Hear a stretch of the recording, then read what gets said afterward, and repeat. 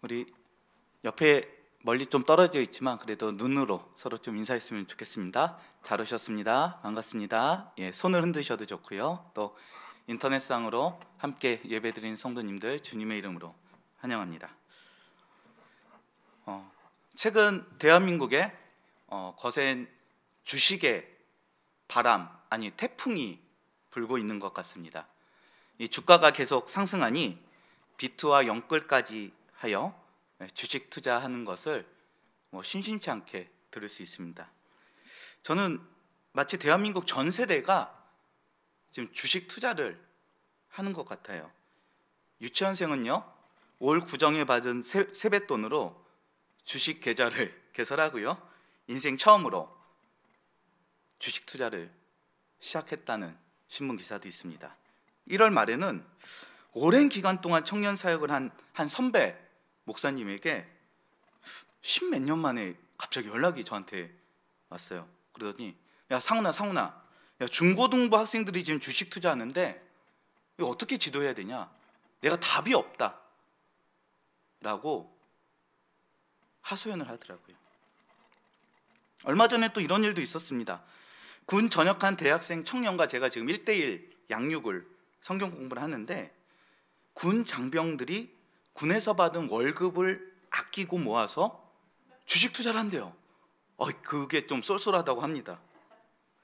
M4 시대를 사는 청년들에게 흑수저 탈출의 마지막 희망으로, 그들의 희망은 주식이 아니라 비트코인으로 소위 갈아타는 일은 너무 흔하게 볼 수 있는 일입니다.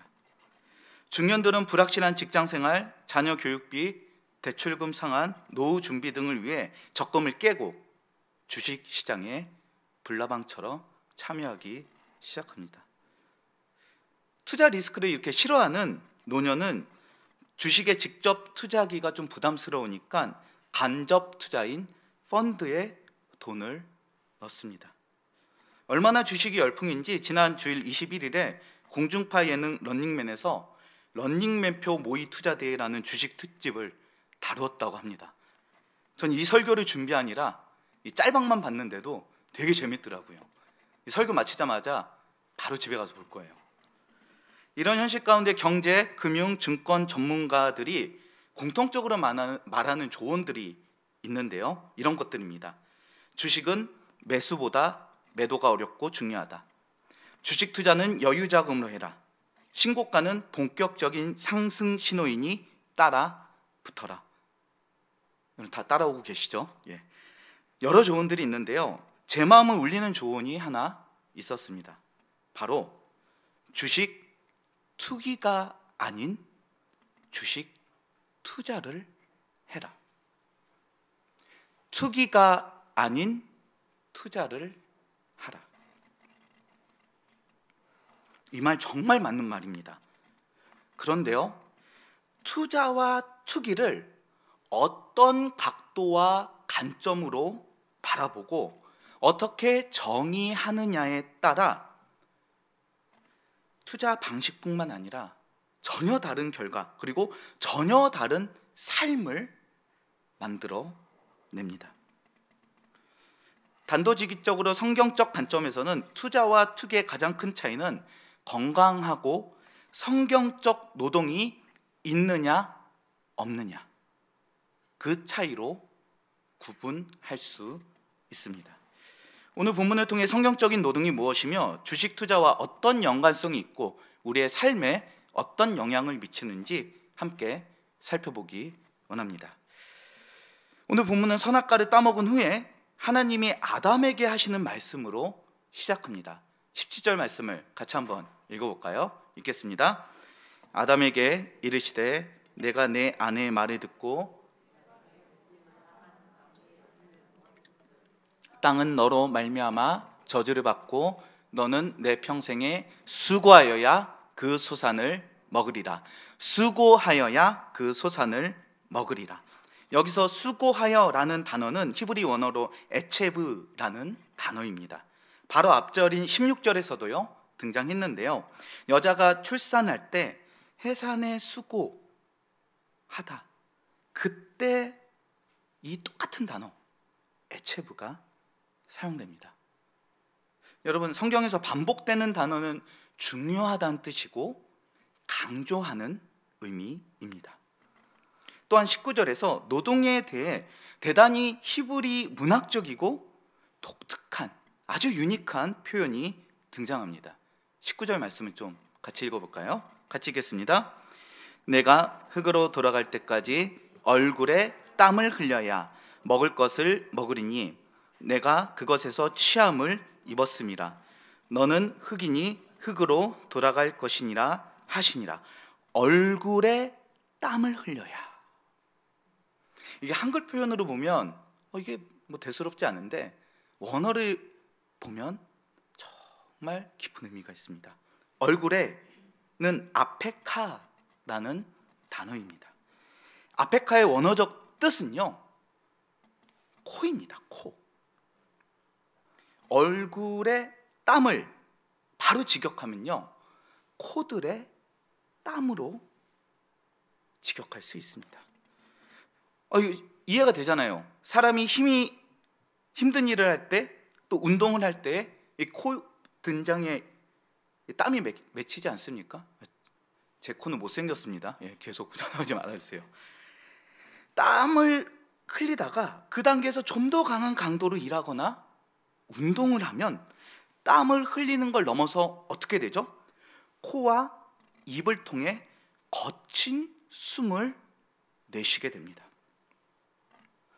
19절에 얼굴에 땀을 흘리며가 바로 이러한 표현이고 문학적인 메타포, 비유이며 묘사입니다. 아담은 범죄한 후에 헉 거리며 노동해야 먹을 것을 얻을 수도 있고 얻지 못할 수도 있다라는 성경적 노동에 대해서 말하고 있습니다.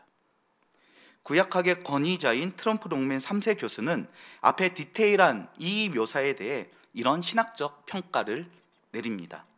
한번 잘 들어보세요. 하나님께서 아담의 코에 생기를 넣어 모든 만물을 다스리는 존재로 세우셨다. 아담은 만물을 다스리며 보기에 아름답고 먹기에 좋은 에덴 동산의 나무 열매를 마음껏 먹을 수 있었다. 그러나 범죄 이후에는 생기가 들어간 그 코에서 노동의 콧김을 내며 먹을 것을 위해 힘겨운 노동을 하는 운명으로 바뀌었다. 생기가 들어간 코에서 이제는 땀을 흘리며 헉헉거리며 그 생기가 들어간 코에서 변화가 됩니다. 아담의 범죄 이전에 먹을 것을 먹기 위해서는 노동하지 않았습니다. 노동이 없었다는 아닙니다. 노동은 있었습니다. 범죄 이전에 하나님이 창조하신 자연 만물을 경작하며 지키며 다스리는 것이 아담의 노동이었습니다. 하나님께서 은혜를 베푸셔서 일용할 양식을 주셨기 때문에 먹을 것을 걱정하진 않았어요. 먹을 것을 위해 일하지는 않았습니다. 그러나 아담이 범죄한 후에는 땀을 흘리고 코에서 거친 숨을 내쉬는 수고의 노동을 해야만 일용할 양식을 얻을 수 있게 되었습니다. 신약적으로 보면 주기도문에 일용할 양식과 연관되어 있는데 오늘 한정된 시간에서 그것까지 다룰 수는 없을 것 같고요. 그런데 왜 이렇게 힘겨운 노동을 하게 되었을까요? 17절과 18절에 그 답이 숨겨져 있습니다. 우리 17절과 18절을 같이 한번 읽어볼까요? 같이 읽겠습니다. 아담에게 이르시되 내가 내 아내의 말을 듣고 내가 내게 먹지 말라 한 나무의 열매를 먹었은즉 땅은 너로 말미암아 저주를 받고 너는 내 평생의 수고하여야 그 소산을 먹으리라. 땅이 내게 가시덤불과 엉겅퀴를 낼 것이라. 내가 먹을 것은 밭의 채소인즉. 땅은 너로 말미암아 저주를 받았고요, 땅이 내게 가시덤불과 엉겅퀴를 낼 것이다 라고 기록되어 있습니다. 18절과 17절에 나온 땅은 하나님의 대리자인 아담에게 복종해야 할 자연 만물을 대표합니다. 그러나 아담의 범죄 후에 그 땅은 더 이상 아담의 다스림을 거부해요. 아담에게 복종하지 않습니다. 오히려 모든 피조물들이 아담에게 반역합니다. 아담이 하나님에게 그랬던 것처럼. 땅이 가시덤불과 엉겅퀴를 내는 것은 더 이상 자연 만물이 인간에게 순종하지 않겠다라는 상징적인 표현입니다. 더 나아가 광대한 자연 만물은 오히려 인간을 압도할 뿐만 아니라 인간의 경배 대상이 됩니다. 인간이 피조물인 자연을 신으로 숭배합니다. 하나님의 창조 질서가 변형되고 왜곡되고 창조 질서가 깨지게 됩니다. 아담의 불순종을 통해 만물을 다스리는 인간의 노동이 변질된 것입니다. 땅이 저주로 가시덤불과 엉겅퀴를 내고 인간은 땀을 흘려야 먹을 것을 겨우 얻을 수 있게 된 거예요. 이런 성경적 노동이 이 투자와 맞닿아 있습니다. 녹색창에서 투자를 검색하니 이렇게 이야기하더라고요. 여러 정의가 있지만 이익을 얻을 목적으로 돈을 대거나 시간이나 정성을 쏟는 것. 그러니까 시간이나 정성을 쏟지 않고 땀을 흘리지 않고 수고하지 않고 코에서 거친 숨을 내쉬지 않으면 이득도 없고요. 먹을 걸 또 얻을 수 없어요. 제가 2021년 새해를 맞이하며 몇 가지를 이렇게 새로운 것들을 도전하고 있는데요. 그 중에 하나가 네트워킹입니다. 이 네트워크를 하기 위해서 제가 6년 만에 페이스북, 인스타그램, 트위터를 다시 시작했어요. 예. 그리고 3주 전엔 요즘 핫한 클럽하우스도 시작했습니다. 크라 정말 재밌습니다. 저도 밤을 몇 번이나 지샜는지 모르겠어요.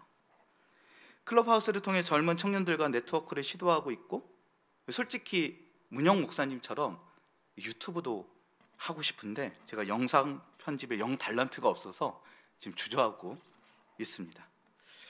어쨌든 클럽하우스를 통해 전국 대한민국이 주식에 푹 빠졌다는 생각에 확증을 얻었어요. 여러분 클럽하우스 들어가셨는지 모르겠지만 주식에 관련된 방들이 정말 많습니다. 미국 증시, 한국 증시, 유럽 증시, 비트코인, 파생 상품 너무 많아요. 인플루언서와 주식 전문가가 없는 초보 한국 주식 실시간 클럽방에 제가 들어가 봤어요. 실시간으로 벌써 수백 명이 모여서 실시간 대화를 나누고 어떻게 주식 투자를 해서 돈을 벌 수 있을까? 막 밤새 토론해요. 근데 제가 그 대화들을 듣고 저는 이렇게 좀 현타? 충격에 빠졌습니다. 서로 대화를 나누는데 이 투자 결정을 그 근거를 바라보니까 찌라시와 같은 정보, 주식 정보에 주식을 매도하고 매입하겠다는 그런 의사결정 계속 하는 거예요. 계속 나누는 거예요. 이렇게 하면 할 수 있다. 저렇게 하면 돈 많이 벌 수 있다. 어떤 노력, 어떤 정성, 어떤 수고도 하지 않으면서 말에 의해 심리적인 요소만을 의지하여서 너무나 높은 수익률을 헛되이 바라고 있더라고요.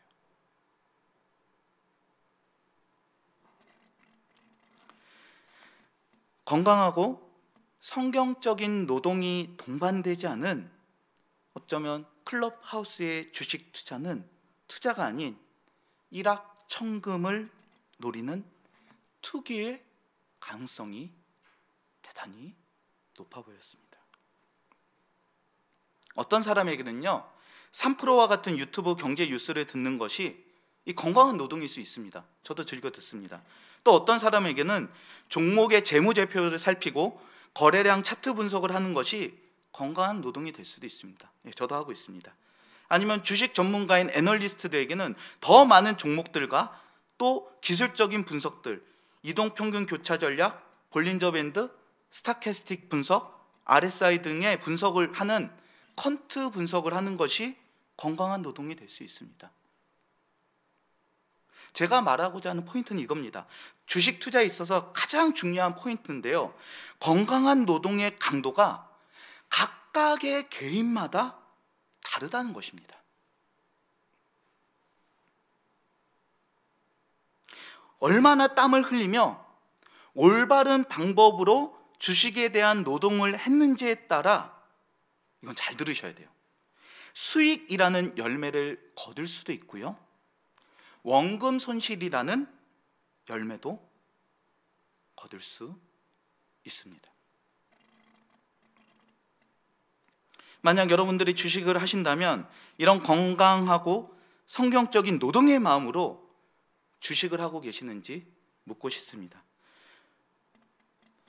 또한 여러분에게는 하나님이 알려주신 건강하고 성경적인 노동관을 가지고 가정과 직장에서 살아가고 계시는지도 묻고 싶습니다. 제가 주식에 대한 성도님의 태도는 크게 두 가지인 것 같더라고요. 믿는 사람 역시, 첫 번째, 믿는 사람 역시 이 강풍에 떠밀려 목사님 몰래 세상의 방식으로 주식을 하거나, 아니면 두 번째, 아예 주식을 제약시해서 언급하지도 않고 외면하거나, 두 극단적인 방법으로 주식을 접근을 하더라고요. 주식뿐만 아니라 재정, 부동산, 세금, 파생금융 상품 등의 자산과 투자에 대해서도 두 극단적인 방법으로 접근합니다. 주식에 대한 성경적 접근이 필요합니다.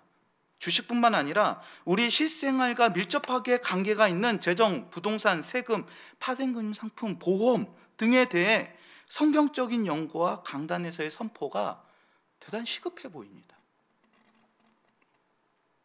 제가 최근에 우연치 않게 금 투자하시는 집사님을 만나 이렇게 두런두런 대화를 나누게 됐습니다.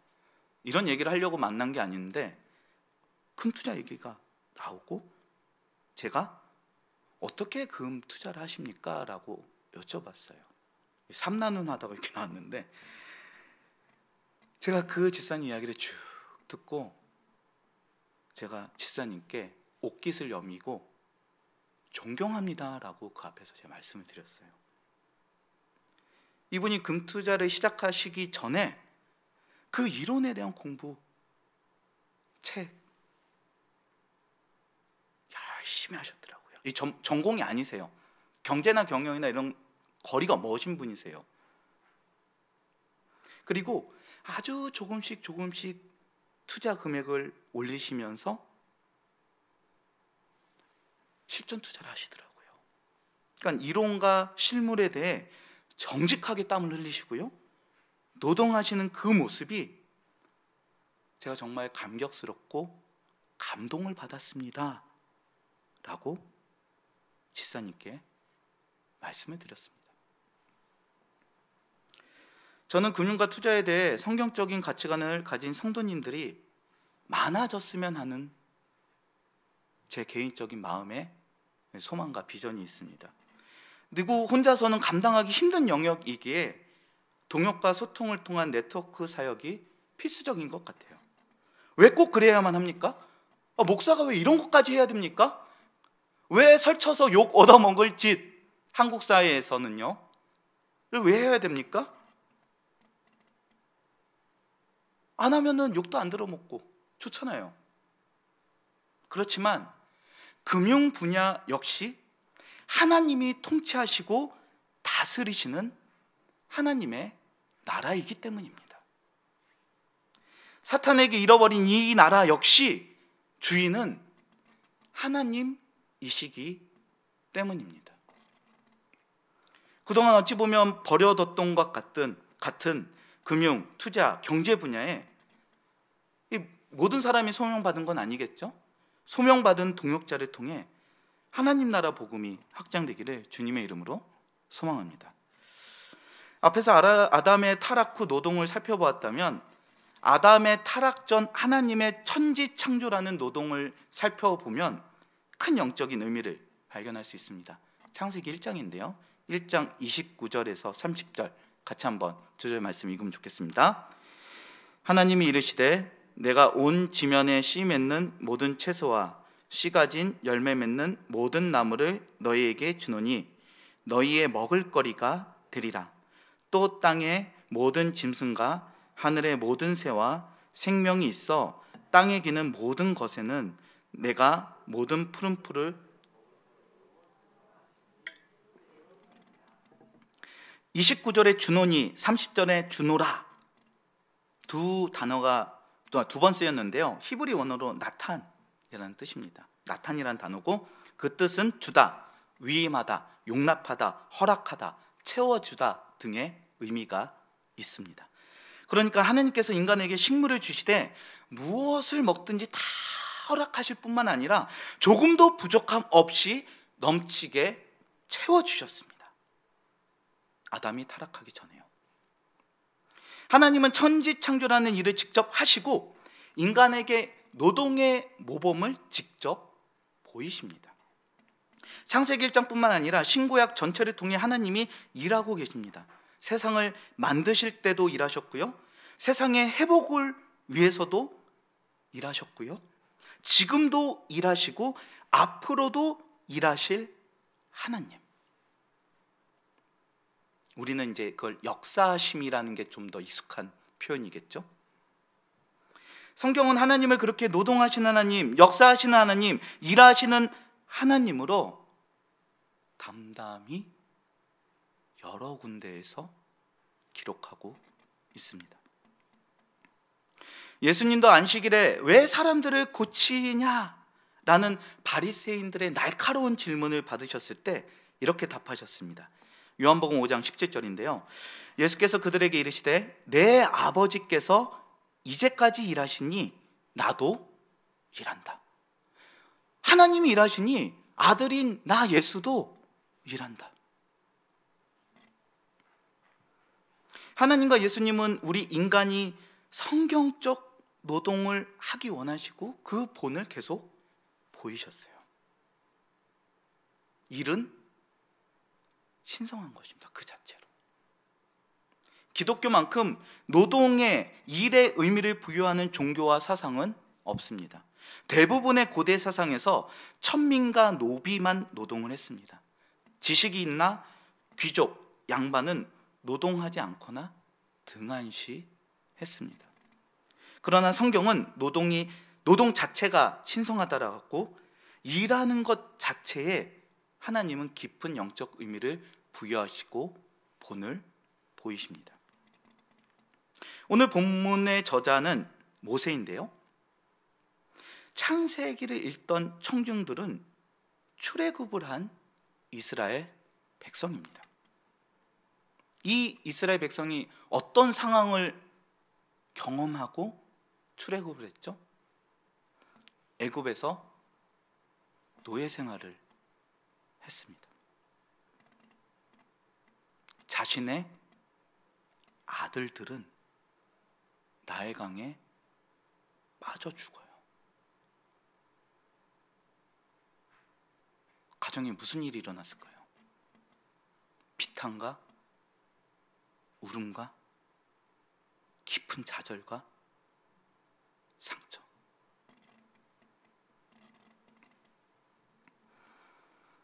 그치지 않는 끔찍한 삶을 살았던 이스라엘 백성이 오늘 본문의 창세기를 읽는다면 어떤 마음이 들었을까요? 시내산 아래서 창세기를 읽다라는 책이 있는데요. 이 책은 이런 해석을 합니다. 노동의 사명이 지닌 존귀한 가치 발견은 이스라엘 백성이 애굽에서 고통에 시달렸던 노동의 의미를 바꾸어 놓았다. 이스라엘 백성이 애굽에서 고통에 시달렸던 노동의 의미를 바꿔 놓았다. 애굽에서는 바로와 만물의 종노릇에 불과한 의미 없는 노동을 했다면 이제는 하나님을 위해 거룩한 노동을 하게 된 것이다. 거룩하고 가치 있는 사명을 위해 일하는 거룩한 백성이 된 것이다. 진정한 성경적 노동의 가치가 이스라엘 백성 안에서 일어났다.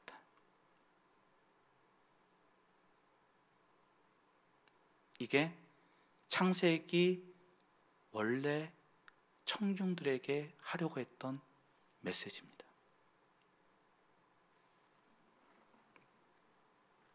애굽에서 학대받으며 죽지 못해 일하던 이스라엘 백성에게 이 귀한 창세기 말씀을 통해 진정한 노동, 하나님의 사명을 깨달았을 때 어떤 큰 위로가 있었을까요? 얼마나 전율하고 감동했겠습니까? 하나님이 나를 버리지 않으셨구나. 내 아들이 나의 강에서 죽을 때에도 우리 식구를 돌보고 계셨구나. 우리 이스라엘 민족을 몰살하기 위해 바로가 추격할 때도 하나님의 오른손이 나를 보호하고 계셨구나. 내가 이렇게 존귀한 사람이구나. 내가 이렇게 하나님의 사랑을 받는 사람이구나.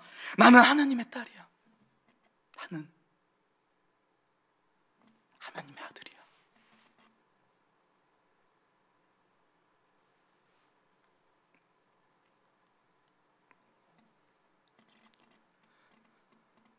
정말 하나님은요, 노동을 안 하셔도 돼요. 역사 안 하셔도 돼요. 일을 안 하셔도 돼요. 왜? 그분 자체로 완전하시니까요. 그런데 왜 굳이 하나님이 일하시면서까지 사람에게 식물을 허락하실까요? 그것도 조금도 부족함 없이 넘치도록 하나님께서 사람에게 은혜를 베푸시기 위해서예요. 왜? 내 아들이고 내 딸이니까 너는 내가 널 사랑하니까.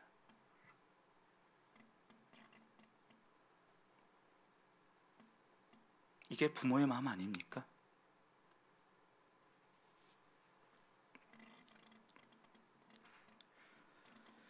저는 이 말씀 앞에 제 스스로 좀 비춰보았습니다.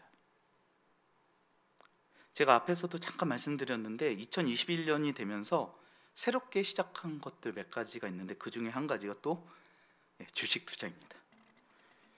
학부에서 경영학, 석사에서는 금융공학, 총 6년간 저는 학문으로 이 전공을 배웠어요.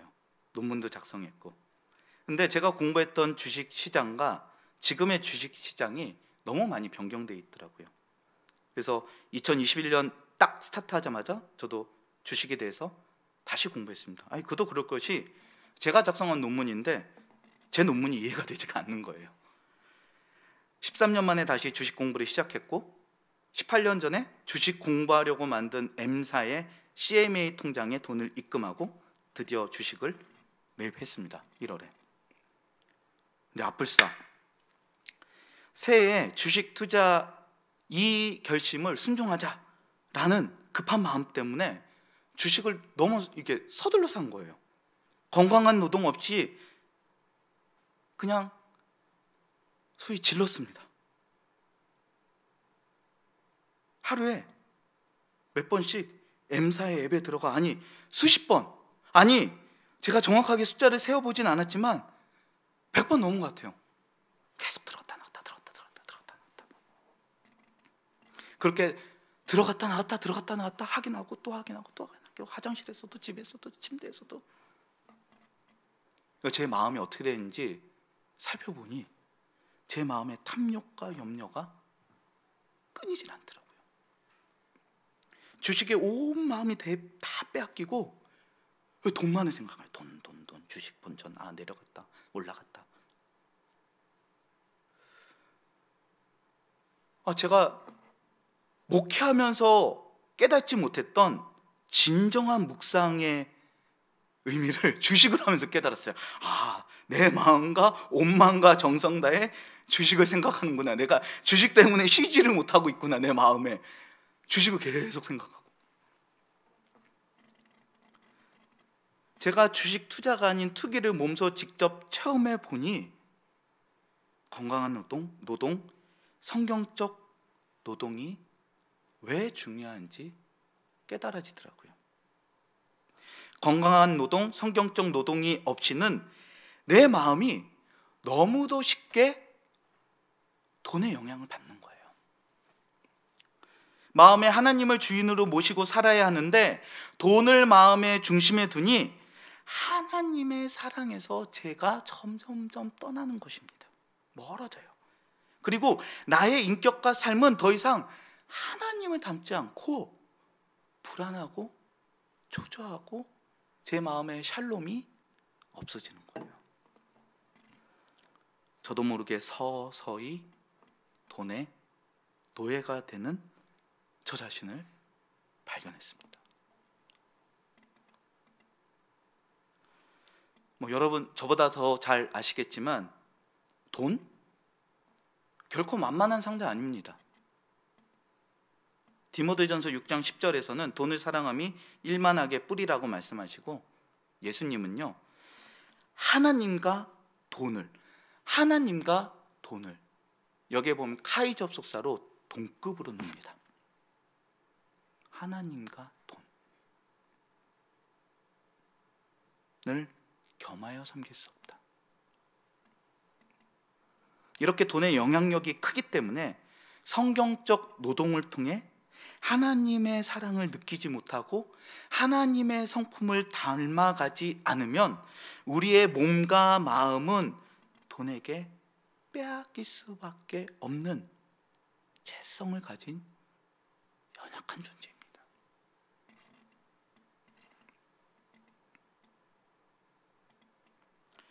주식에만 이런 건강한 노동이 필요할까요? 아닙니다. 여러분 가정에서 가사 노동을 통해 하나님의 사랑이 흘러가고 있습니까? 여러분의 직장에서 업무를 통해 하나님 나라 복음이 확장되고 있습니까? 여러분 일을 하면서 하나님의 성품을 닮아가고 계십니까? 부동산 투자와 재테크를 통해 하나님의 은혜를 경험하고 허락해 주신 필요 이상의 재정이 어려운 이웃과 사회에 흘려보내고 계십니까? 우리는 노동을 하면서 그 하나님의 사랑에 힘입어 그 사랑에 힘입어 세상을 가꾸고 다스리는 문화 명령에 순종할 수 있는 힘이 그제서야 생깁니다. 우리는 노동을 하면서 하나님을 닮아가야 돼요. 성경 공부 제자 훈련 때만이 아니라 설거지를 하면서 학생들을 가르치는 직업이라면 학생들을 가르치면서 회계를 다루는 일이라면 회계 돈을 다루면서도 우리는 노동을 통해 하나님의 사랑을 전해야 하고 하나님 나라 복음을 확장해야 합니다. 저는 그래서 오늘 이 시간 이 찬양을 같이 준비하면서 좀 불렀으면 좋겠습니다. 하나님 앞에 좀 찬양하며 나갔으면 좋겠습니다.